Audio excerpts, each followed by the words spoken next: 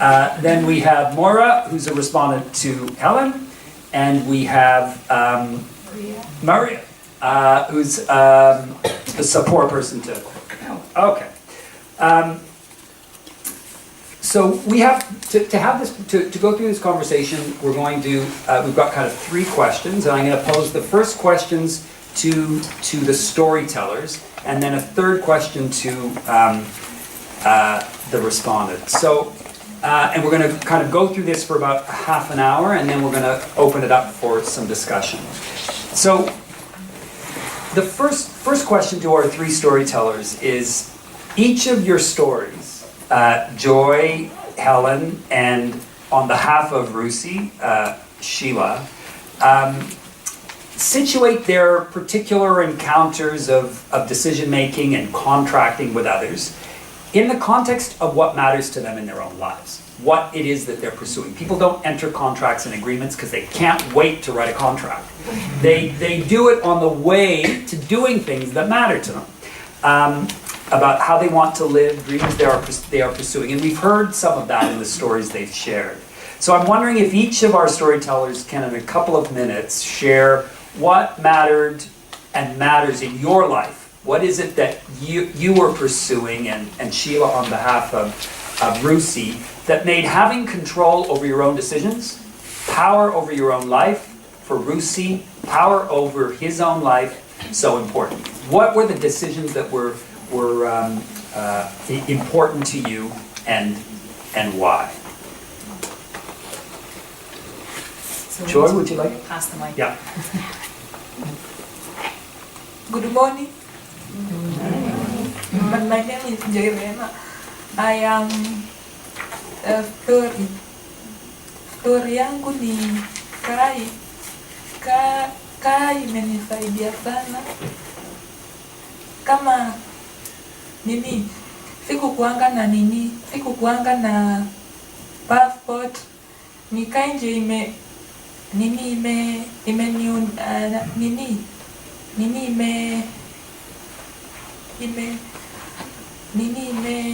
nilete hapa mpaka saa hizi niko na passport. Hata najua haki zangu. Kai ndio imeniunua mpaka saa hii najua haki zangu. Hata kwa manyumba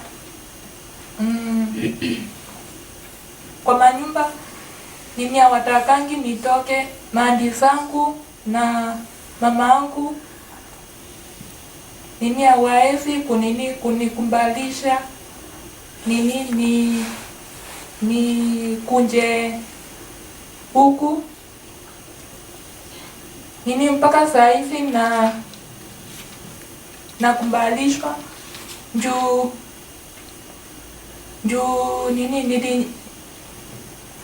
niliongea niko na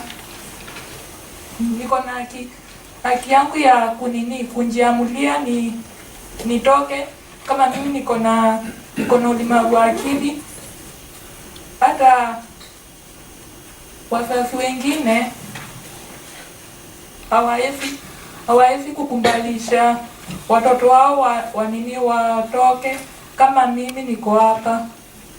Alafu mimi nakuanga na shida ya kuspeak vizuri, na hiyo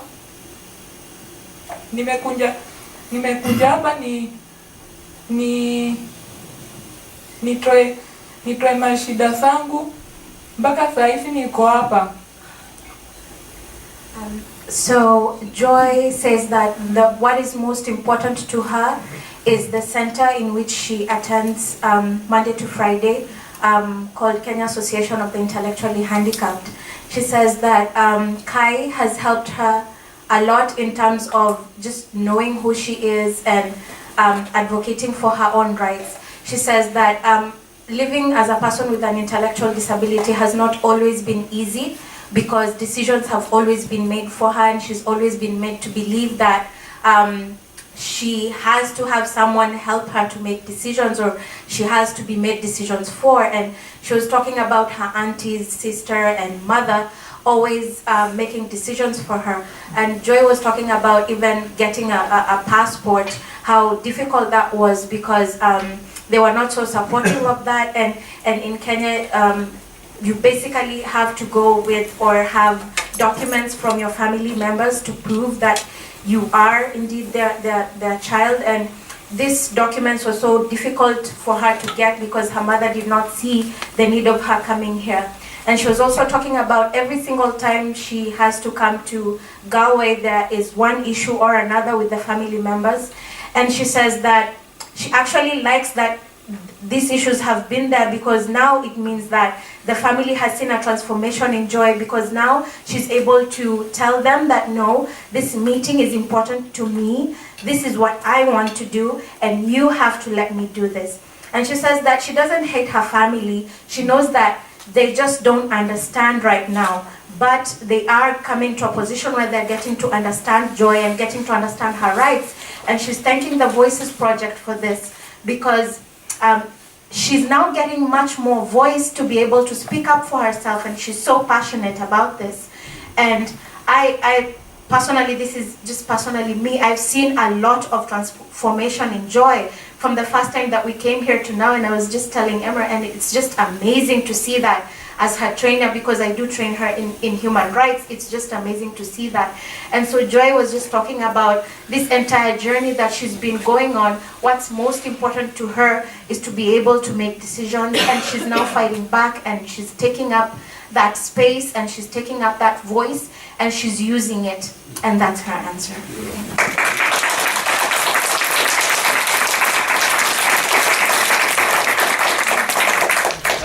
Thank you. What matters to me most is freedom, without prejudice and without barriers. And I want to have an end to a violation of my rights, and that's very much one of the most important things to me. I don't want to constantly have to tell people that I have a diagnosis of Alzheimer's. I don't want to tell people that all of the time when I travel. As you know, my story is about traveling, so I don't think that I should have to say that I don't need a wheelchair, that I can walk, but yet every time I get off a plane, guess what is waiting for me? The wheelchair. So I then have to try and explain that I walk 5 kilometers every day, so it's okay. And then you have to educate whoever is assisting you. So I would like to ask the airlines that I have the contract with to carry out that type of education for me. I would also like that when those of us with a hidden disability use a cloakroom for disability, that we shouldn't have to come out and be challenged by somebody that asks us, what are you using that for? That's for people with disability, and then you have to say, well, I have a hidden disability. And I want enjoyment. I want to enjoy my life. I want to enjoy the freedom of travelling, and that it's hassle-free.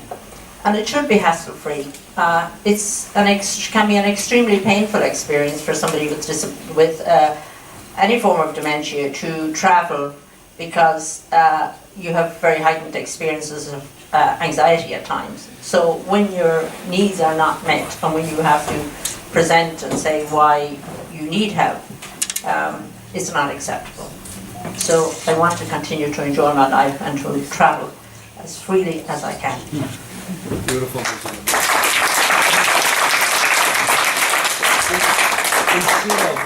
What mattered to Rusi?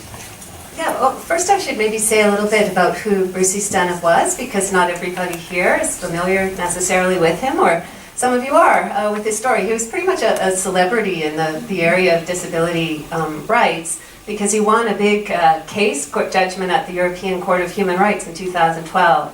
And that was the first time that the court recognized a breach of liberty, of a person's liberty, in the context of social care, a social care home, as they would call it there, perhaps here as well as the court recognized that the conditions that Rusi lived in for 7 years, 9 years, ultimately, constituted cruel and inhuman treatment. So he had quite a story. I think one of the things that Rusi, I should pause. What Rusi really would have liked is to be here today. But he died in March of this year, March 9. I get emotional, I'm just going to say that, but I'm going to overcome. Okay. Yeah, so the circumstances of Rusi's death are still not entirely clear to me. He was sick in the weeks before his death, but there is a formal inquiry that is happening into the circumstances of Rusi's death that hasn't yet resulted in a decision. That goes to the sort of care he was given in his last days. And one of the things that I want to be clear about is that I don't think we can attribute his death in any straightforward way to natural causes, because I've told you a little about 9 years of his life spent in an institution. There's also very strong evidence that folks who present with psychosocial disabilities receive substandard care. And so in particular, we're concerned about the care that Rusi received or didn't receive. He didn't have an opportunity necessarily to establish that therapeutic relationship when it really mattered. It's also well recognized that folks diagnosed with serious mental illness, and I say diagnosed with, I'd like to build on what Olga said, Olga Rotsman earlier. Rusi was diagnosed with schizophrenia when he was still a teen in 1975. But I was looking through, I kind of poured through a lot of the records around Rusi's case, and I'm with Olga on suspicion around that label as it is, as it stands. That diagnosis it's ubiquitous in Bulgarian social care. Folks in social care institutions, pretty much to a person, and I'm looking at Amnesty International reports and others of the past, have that diagnosis, and their treatment is all the same, to a person. They're on haloperidol and other sedating medications. So what I was starting to say is that folks diagnosed with serious mental illness, men are on the evidence, even in high-income countries, lived 20 years, or died 20 years earlier than other folks. So when I'm saying that I don't think we can attribute Rusi's death to natural causes, there are structural and systemic causes that we need to be really concerned about, access to health care. But beyond that, in Rusi's life, the kind of structural problems that we're all concerned about here manifested as a relegation to a subsistence form of living outside the world that we call freedom of contract or the free market, and outside any kind of access to the basic social determinants of health. So, sorry for a little, that's my segue to why it is I'm up here speaking about the story of my writing partner. So the question, just to start, was what did Rusi want? And I'll quote him. He said, this is the quote I used at the start of my overlong paper. You can look at my overlong abstract. He said, I had many dreams, but then I was put in an institution and I had just one dream, freedom. All my thoughts were around this.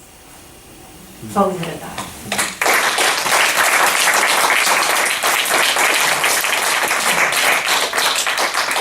Each of the stories also talk about what the kind of difficulties people, the storytellers encountered as they pursued those things that mattered to them. They were frustrated at certain points, because to pursue the things that matter to us, we need to enter agreements with others. We need to be able to make decisions so that those things that matter to us become real in our lives. So to the storytellers, can you give us one example about where your desire for freedom, for having a good life, for traveling, was frustrated by others refusing to enter agreements with you or refusing to carry out agreements in ways that you wanted?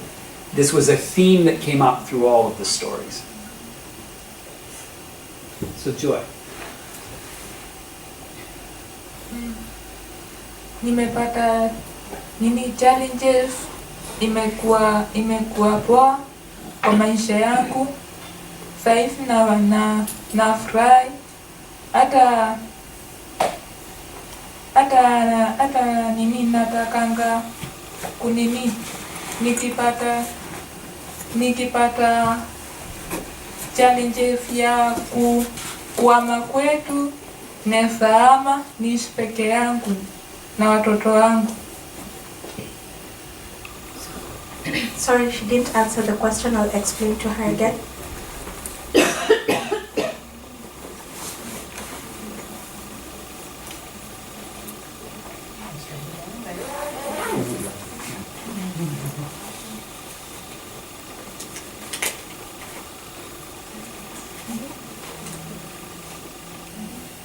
Would you also share the truth of what she said? The first time, she was talking about what she wants the most is to have a family and to get married and to have a boyfriend and to move out of the house. So she hasn't really understood what challenges is, so I've broken it down so that she can understand and maybe she can say what challenges she's had. Challenges kama kwa passport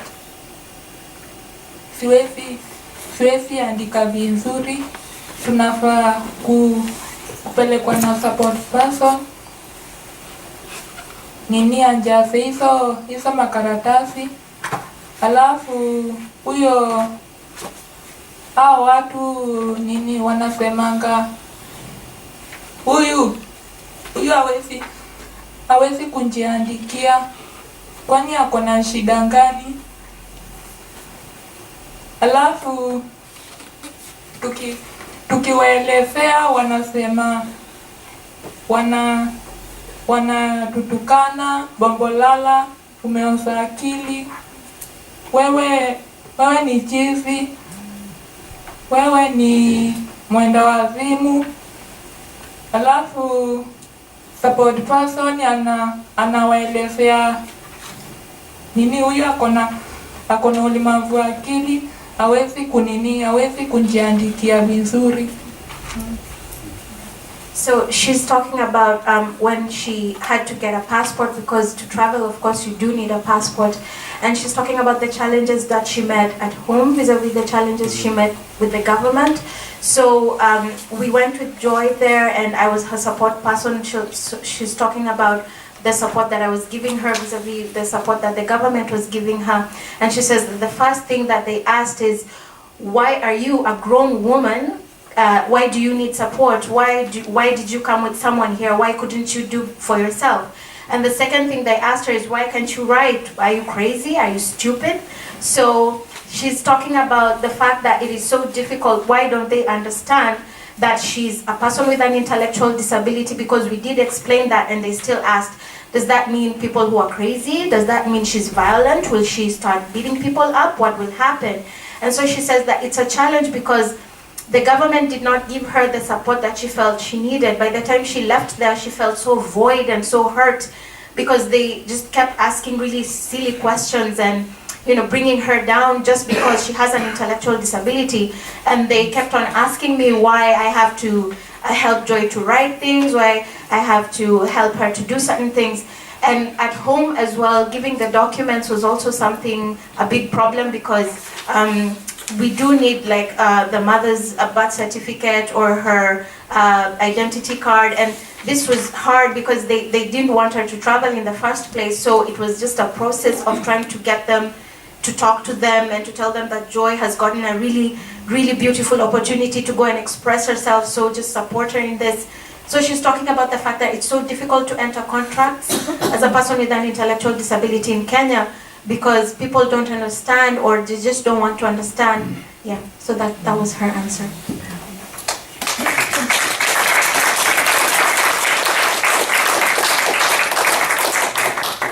Helen, what your encounters in trying to make your way through?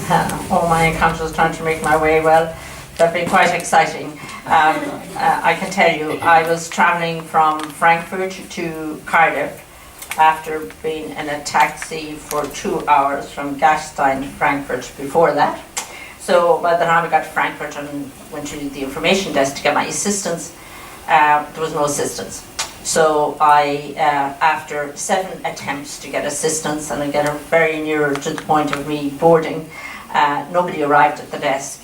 And at that stage I was a little anxious, and I just want to explain to you that during that time I had to keep telling myself not to get anxious, not to let anxiety take over, because when anxiety takes over when you have Alzheimer's, I don't know what happens to me.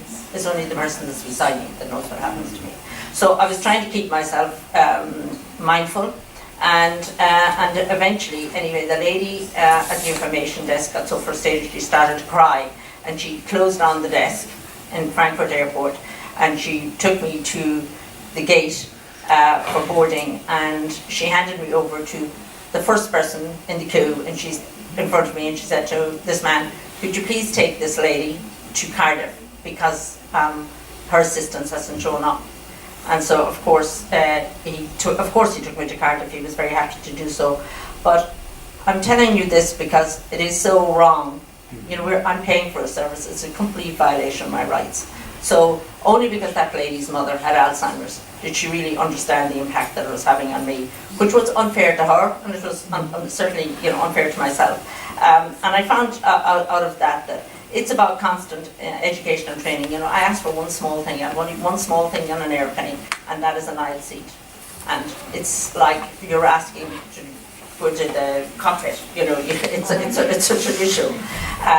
And also, I think that you know, when they don't show up, I actually have come to the conclusion now, and this has happened to me many times, that they actually have no idea the impact it is on having somebody with a disability.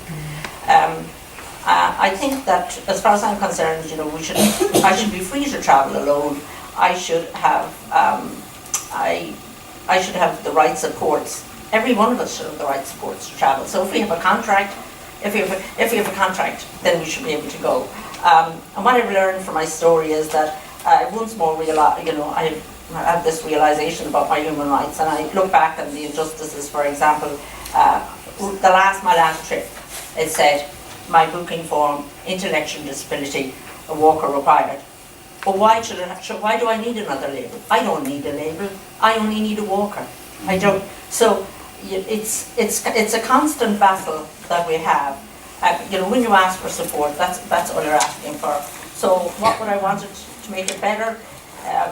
Well, as I said at the beginning, I just want freedom, and I want to continue, I suppose, to advocate all over the world the difficulties of my illness, so I can share with others, but I need assistance to do this. And I suppose it's my statutory right in a way to do this, and I hope someday somebody will listen and that we will make changes. And of course, without travelling, I have to remember my support so far in this project, and that's Mags Cream and the Alzheimer's Society of Ireland, and at the last moment, Maria, who stepped in, and my respondent, because it has been a great experience, Eleanor, to bring our voices, all of our voices to the table, because the more voices, as we talked about earlier, the more voices, the more strength we have. And what did they say? The strength in numbers.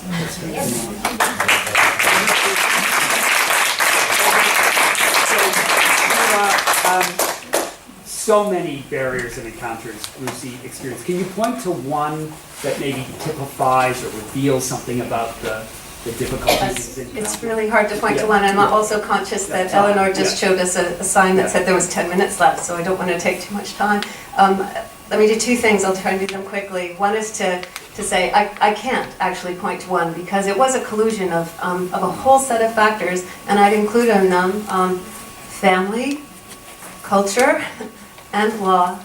So we often point to the fact that Rusi Stanov was placed under a guardianship. It's called a partial guardianship, technically in 2000, really 2002 came to fruition. So law held Rusi down in terms of his ability to contract and otherwise make decisions for himself. He had to have the co-signature or co-consent of a guardian. For many years, it was someone who never even met him face to face in order to make any legal transactions. So obviously law was key. Rusi was placed under that guardianship in 2000. He was put in an institution in 2002 at his guardian's behest. In fact, when he was placed in that institution, it was illegal under Bulgarian law, the way he was placed, because, again, he was supposed to have co-consent, which would give him a kind of veto power. He wasn't asked for that consent. So those administrative officials broke the law. So law was a problem, but so was the action of administrative decision makers in breaking the law. And then I asked, well, why did they break the law? And I think that goes to the force of culture, the force of the way that we understand, that folks there understood, and that all around the world folks understood the capacities of people with disabilities, so intellectual disabilities. And in this case, I'm talking about someone who was diagnosed with a psychosocial condition. So just very quickly, in terms of what else was holding him back, though, I want to read from Rusi's writing. So I'll just read a couple excerpts. He says, my name is Rusi Stanov, and I'm from the town of Rus. In 2000, as my sister wanted to take my house, she put me under guardianship. She wanted to remove me from the house. So that's where I started with family. On 12th December 2002, I was sent to Pasteur Institution. I think it's interesting that he doesn't personalize that. Nobody sent him. In particular, I was sent. These forces are acting upon him. So much of his life was that. There I met people who were very ill. I asked, and at that time, just so you know, he was packed off in an ambulance. I use that word, I'm actually quoting from Oliver Lewis, who used that word, packed off in an ambulance, and sent off 400 kilometers from his home to an institution deep in the mountains. I was actually there this summer. It's been closed down. Looks like someone's trying to fix it up. A bunch of ramshackle buildings down a dirt road 8 kilometers from the nearest little town. So he got out of the ambulance and he found people wandering around in these old discarded Soviet military uniforms that they used to give the inmates there, strangely, wash them, give them to whoever would pick them up. Why are we here? I asked him, and he stated, we are here to die. Rusi was a brilliant writer, by the way. And last thing, in terms of barriers, he goes on it. Rusi was placed under guardianship in 2000. He died under guardianship, and he died still in an institution after winning his big case at the European Court of Human Rights. So when I say law was a barrier and culture was a barrier, I'm still searching, why these barriers for this man who can communicate like this and become an international human rights star? He couldn't get out from under it. So he says, so, as I'm still under guardianship, near the end of the story, I need a lawyer who will be able to lift my guardianship. He's looking to law and looking for support. And he found some. But I have obstacles in court. It appears that I need a guardian. The court requires a guardian's signature to validate the contract with the lawyer and give her power to act as my attorney. And he says, it's only me who can decide who my lawyer will be and who to believe. It isn't fair if somebody else gets to decide if I get a defense and who can defend me. I'm forbidden only because I'm under guardianship. But I want to say, I think there were lots of reasons he was forbidden. As there were, I think, in all of us. We have just a couple of minutes left, and I'd just like to turn to the respondents now to share, having gone through this process with the storytellers, heard about the barriers to realizing each of the storytellers' pursuits, what they aspire to. What have you learned about how the CRPD speaks to those barriers, if it does? And what have you learned? Is there something new you've learned about what we might do, what we need to do to address these barriers? Emer. First of all, I think Joy's story is a combination of a lot of different areas in her life. So from the exclusion from mainstream education when she was a child to later on trying to get her passport to have that freedom of movement and entering contracts so that equal recognition before law. So there's an awful lot of areas in Joy's life that is addressed within the CRPD, but as Joy has discovered, although it has been written in that she should have equal rights and equal access and all of these things, it's not actually happening on the ground. And in order to find this equality, she's had to fight very hard and look for supports in areas that she's lucky to have found. So the training centre has been a huge opening of doors for Joy. And we were discussing about the formal and informal barriers that Joy has faced in her life. So the law has not supported her by allowing the family to have that informal guardianship over her. So as an adult, Joy has never received any of her own documentation or any identification personally. When she came of age, she still had to go through her family continuously for any form of identification or anything when she went to enter a contract, even opening a bank account so that she could have some independence for when she gets a job, or have that sort of independence financially. Again, she was going to have to go through her family in order to be able to open up a personal account. So without the support from the training centre, she wouldn't have been able to do that because the family didn't want her to have that independence. So there's been a whole load of intertwining issues where the law hasn't supported Joy, but then they've also allowed for these informal barriers to continue within her life by not recognising her as an adult and an individual. And I'm aware that everyone else needs to speak, so I'll finish there. Thanks, Emer. Over to you, Maura. Reflecting on Helen's Okay. story. In relation to Helen, but also I think probably also in relation to Lucy Staniff and indeed now to Joy, these are very eloquent people. These are people with great eloquence. It's not that they can't speak and can't speak wonderfully well. It's that they're not listened to and they're not heard. So I'll make it a bit. I'll try and make it a bit faster. So one point is, Peter Mitchell is here. One point is that dementia needs to be recognised as a disability underneath the CRPD. We do, and the Voices Project has included people living with dementia. And I think that's very important. The second point I'd make, but those kind of labels.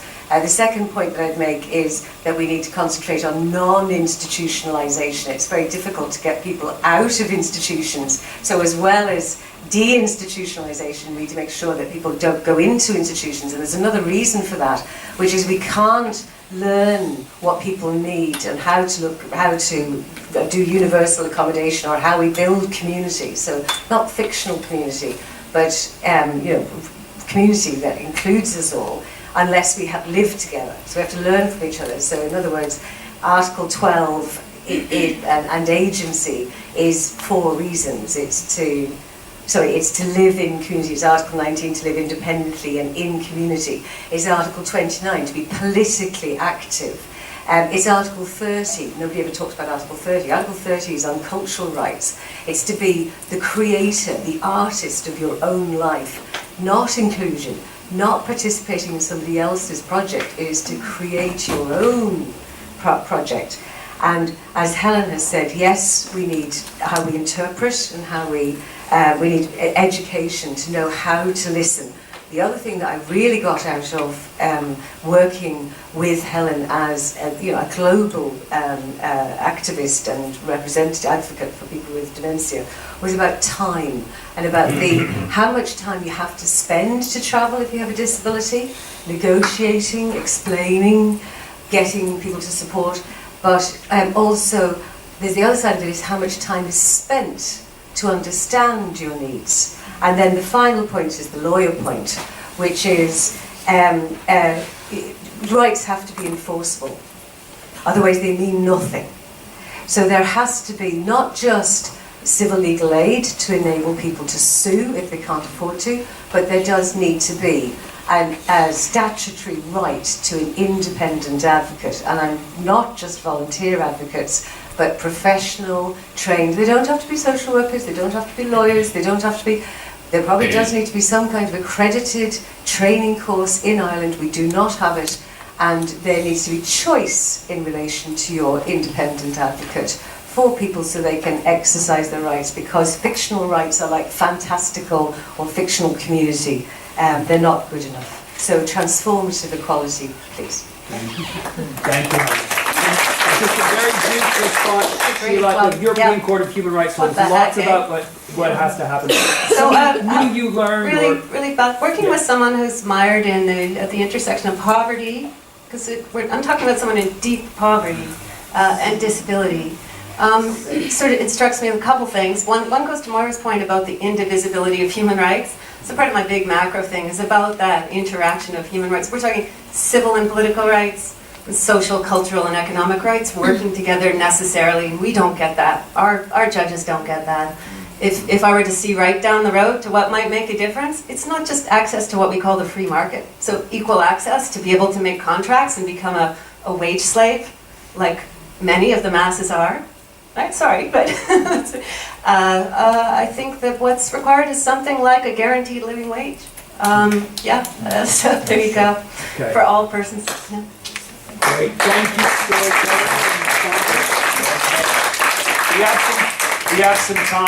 We have some time for questions.